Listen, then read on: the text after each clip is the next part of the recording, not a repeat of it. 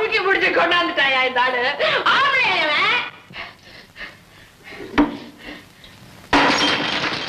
தனியா இருக்கிற பொம்பளை கிட்ட பலின் செடுவிடுவாங்க. ஏண்டாடே இப்ப வாடா சொல்றேன், குத்தி கீழ்விடுவேன், குடல மூடுவேன். வேண்டாமா வேண்டாமா, எனக்காக அவரை மன்னிச்சிருங்க. தாய்க்காகவும் தாயன் புக்காகவும் ஏங்கிக்கிட்டு இருந்தோம். ஒரு அம்மா கிடைக்க மாட்டாங்கன்னு தேடி அலைஞ்சோம். அதுக்கு நானா கிடைச்சேன்?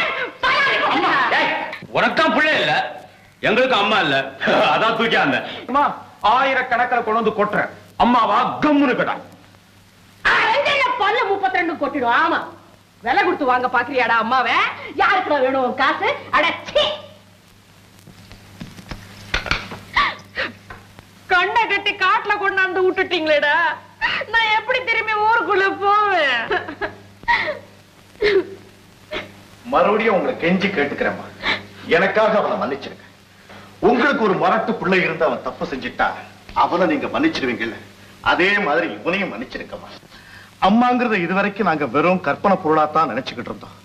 அதை உங்க மூலமா உருவகப்படுத்திக்கிறோம். உத்தரவு கொடுக்குமா. யாருக்கு யார் அம்மாவா இருக்கிறது? என்னடா நீங்க போட்டு போட்டு குழப்புறீங்க? இத பாரு, எங்களுக்கு நீ அம்மாவா இருக்க போறியா இல்லையா? முடியாதுடா. இந்த அழிவு கட்ட பொம்பளை என்னடா பேச்சு? இஷ்டம் இல்லைன்னா கழுதியை விரட்டுறா.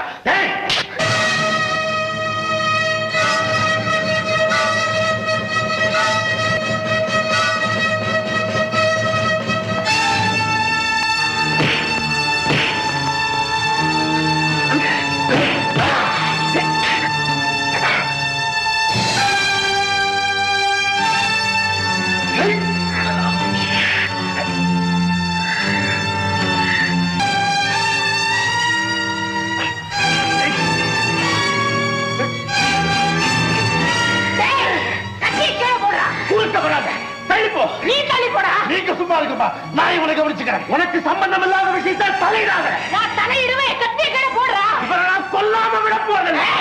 அவனை தொட்ட உன்னை குத்தி கிழிச்சுடுவேன். இவனுக்கு நீங்க வக்காலத்து. அவன் என் புள்ளடா. அம்மா எங்களுக்கு இதம்மா புள்ள கால